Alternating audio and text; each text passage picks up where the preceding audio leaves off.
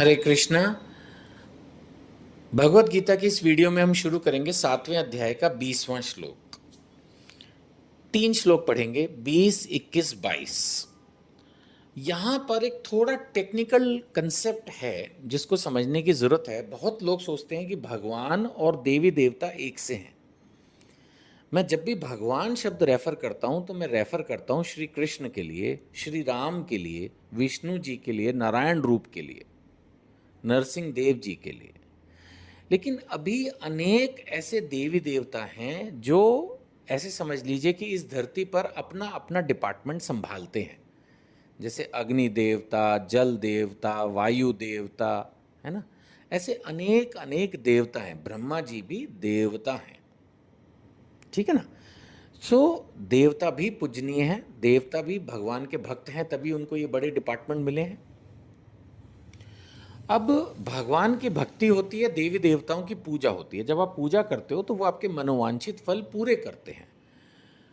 अब भगवान कोई नाराज नहीं हो जाएंगे अगर आप देवी देवताओं की पूजा करेंगे, लेकिन भगवान ने जब याद होगा इंद्र देवता की पूजा हो रही थी तब भी इस चीज़ को एस्टैब्लिश किया था कि मेरे होते हुए किसी देवता की पूजा करने की जरूरत नहीं है। इसके बाद वो गोवर्धन लीला हुई थी। यहाँ पर भी इन श्लोकों में भगवान ये एस्टैब्लिश कर रहे हैं कि अगर आप देवी देवताओं की पूजा करोगे तो आपकी दृढ़ता उन्हीं में फिक्स हो जाएगी, क्योंकि वो जल्दी से फल देते हैं। 4थे अध्याय में भगवान ने कहा ये बात कि अगर आप देवी देवताओं की पूजा करोगे तो वो फल जल्दी देते हैं। नेचुरली भक्ति का फल थोड़ा सा तो जो मोक्ष है या भगवान की जो प्रेमा भक्ति है वो थोड़ी तो मुश्किल है, वो थोड़ा सा डिफिकल्ट पड़ जाती है, ऐसे समझ लीजिए साधारण भाषा में। लेकिन देवताओं की पूजा आसान है और उसमें फल भी जल्दी मिलता है। तो इन श्लोकों में मुख्य चर्चा यही है कि अगर आप देवी देवताओं की पूजा करते हो तो दृढ़ता फिर धीरे धीरे उन्हीं में फिक्स हो जाती है। और लेकिन ये समझ लो कि देवी देवताओं के पास जो कुछ है वो दे मैं ही रहा हूँ। यानी डायरेक्टली, इनडायरेक्टली नहीं, डायरेक्टली भगवान कह रहे हैं कि देवी देवताओं की पूजा करने की ज़रूरत नहीं है। आप सिर्फ मेरी शरण में आए, मैं आपको सारे पापों से भी मुक्त कर दूंगा और जो कुछ चाहिए जीवन में सब कुछ मैं तुम्हें दे दूंगा। किसी देवी देवता की जरूरत नहीं है। आप सिर्फ हरे कृष्ण मंत्र करो, सिर्फ भगवत गीता पढ़ो, सिर्फ कृष्ण भगवान को मानो। एक देवता, एक मंत्र, एक शास्त्र, एक गुरु, हो जाएगा उद्धार आपका। पढ़ते हैं इन श्लोकों को। हम हैं 20वें श्लोक में। भगवान कह रहे जिसकी बुद्धि भौतिक इच्छाओं से मारी गई है, मतलब उसको भक्ति नहीं चाहिए, उसको तो कुछ जीवन में लाभ चाहिए, वे देवताओं की शरण में जाते हैं और अपने अपने स्वभाव के अनुसार पूजा विशेष विधि विधानों का पालन करते हैं। मैंने बताया ना, वो देवी देवताओं की पूजा करते हैं जिसको जो है। फिर क्या होता है? भगवान कह रहे हैं मैं प्रत्येक जीव के हृदय में परमात्मा रूप स्थित हूं। यानी ये समझ लीजिए आपके हृदय में एक आत्मा है, एक परमात्मा, दो जन हैं।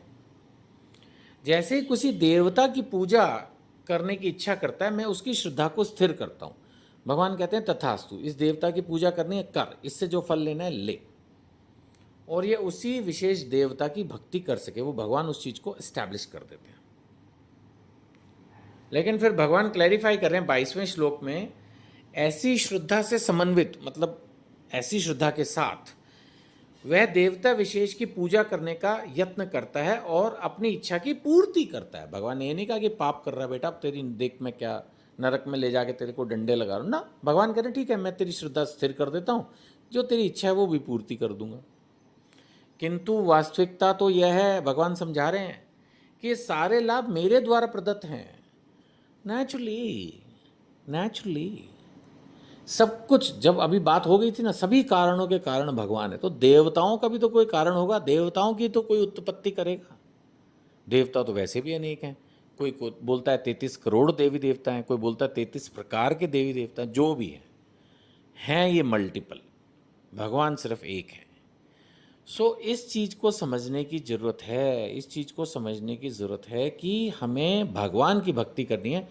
देवी देवताओं की पूजा करनी है कर लो, लेकिन कोई खास लाभ नहीं है उसका।